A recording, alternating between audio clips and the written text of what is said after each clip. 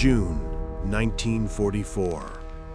After nearly 5 years consumed by fire and smoke, the world was preparing for the greatest battle in human history. A battle whose outcome would decide the fate of mankind. On the northern coast of France, beneath thick morning fog, thousands of German soldiers stood guard in silence. They knew the Allies would come, but no one knew when or where. Concrete bunkers, heavy artillery pointing toward the sea, barbed wire fences, and endless minefields stretched for hundreds of kilometers. It was the so-called Atlantic Wall, a wall the Germans believed could never be broken. But across the ocean, hundreds of thousands were preparing to do just that. In Britain, the gray sky was filled with the roar of thousands of aircraft. Ports were jammed with warships, transport vessels, and landing craft. Quiet country roads turned into endless streams of soldiers, Americans, British, Canadians, Poles, Australians, and many others. They all carried the same mission: to reclaim freedom for Europe. The Allied commanders, led by Dwight D. Eisenhower, had spent months planning every detail. The tides, the weather, the timing, even the direction of the wind. But war never follows a plan. On June 5th, a violent storm swept across the English Channel. Waves rose high, winds howled, and the sky turned black. Eisenhower faced the hardest decision of his life: to delay or to go. After hours of silence, he spoke 4 words: "We will go." Before dawn on June 6, 1944, D-Day, the sky was still dark and the sea winds were bitterly cold. But through the fog, an enormous fleet began to move.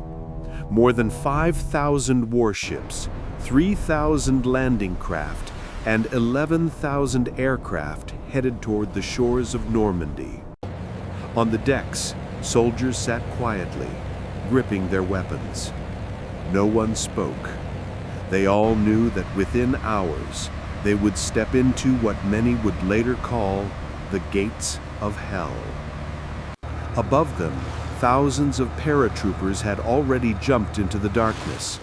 Their white parachutes drifted like snowflakes in the night. Some landed on target, but many fell into fields, forests, or directly into German lines. No one cried for help. Only the wind and distant dogs broke the silence. When the first light of dawn touched the horizon, the sea turned silver gray. And then, hell opened. From the ships offshore, naval guns thundered. Fireballs erupted along the coast. Barbed wire exploded into the air.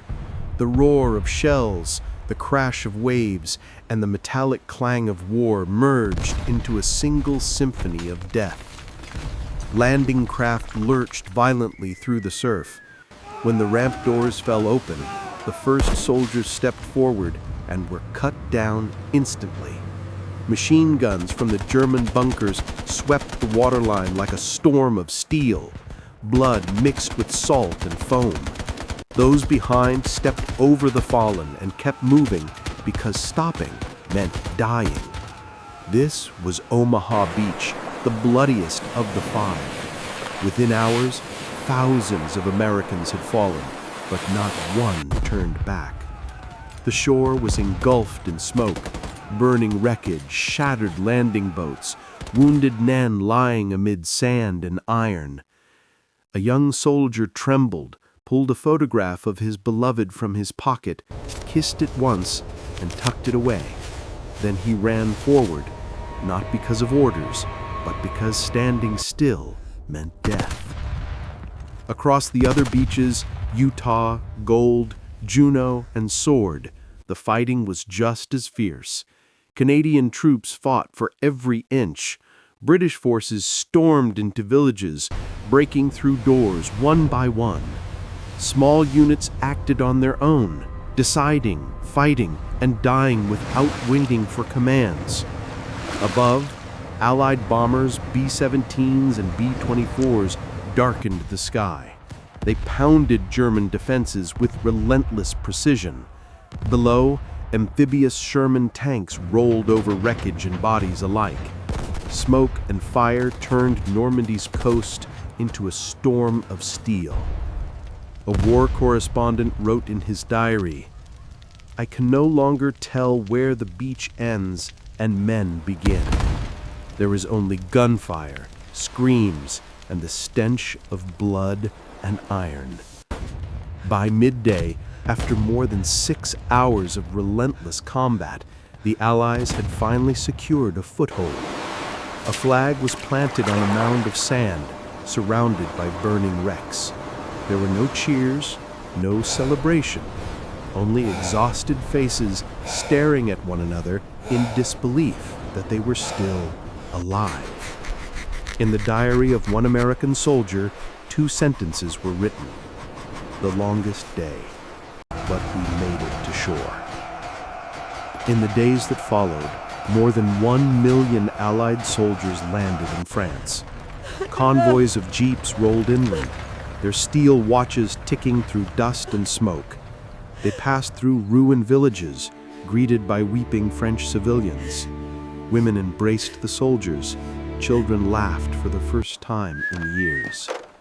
Behind them lay the sea, where tens of thousands had fallen. Ahead of them lay France, being reclaimed inch by inch. When news of the victory reached London, crowds flooded the streets, cheering through tears. Church bells rang, candles flickered in windows. After nearly 5 years, people dared to believe that the war might finally end. But in Berlin, Adolf Hitler refused to accept defeat. He ordered counterattacks, demanded miracles from a dying army. His loyal generals tried to rebuild defenses, but it was futile. After Normandy, the fire of the Third Reich had turned to ashes. In the east, Soviet forces surged forward, driving the Germans out of their lands. From both directions, Europe was closing in on Berlin. The war had entered its final, desperate stage. Meanwhile, across the Pacific, American forces pressed ever closer to Japan. After every island conquered, they built new airfields, preparing for the final assault. But no one yet knew that while the war in Europe neared its end, another catastrophe was being prepared in Asia. Normandy was more than a battle. It was a symbol of courage, sacrifice, and the price of freedom. Tens of thousands gave their lives to open the gates of liberty for the world. An old veteran later said, "We did not think we were doing something great. We only knew that if we did not step onto that beach, there would be no tomorrow." The simple steel watches they wore, rusted by seawater, are now displayed in war museums. They still tick, as if to remind us that the time of freedom was bought with blood. Normandy was the longest day, but it was also the first dawn of a new world. Afterward, the Allied forces advanced like a rising tide. Paris was liberated in August 1944. Flags of freedom once again waved above the Champs-Élysées. Music, laughter, and singing filled the streets amid ruins. France was alive again, and with it the belief that the war could truly end. But victory was not yet peace. Behind every waving flag lay thousands of fresh graves. Behind every smile were wounds that would never heal. The world after Normandy was forever changed. No one believed in the invincibility of the Axis anymore. Hitler lived trapped in fear and delusion. The war had slipped beyond his control. In underground bunkers in Berlin, he stared at maps, crossing out the cities that had fallen. Outside, sirens wailed endlessly. Allied bombers flew overhead, raining fire upon the capital. The German capital burned beneath the night sky. As the first stones crumbled, the world understood. D-Day had not merely been a battle. It was the beginning of the inevitable collapse of the most brutal empire of the 20th century. Normandy stands as proof that even in the deepest darkness, humanity can still find light. The soldiers who died on that beach never knew the war would last another year, that Berlin would fall, that Hiroshima would burn. But they knew one thing: the world deserved to be free, and they paid the price for it. Today, as waves whisper across the beaches of Normandy, one can still hear the echoes of the past: footsteps, gunfire, voices calling out through the wind.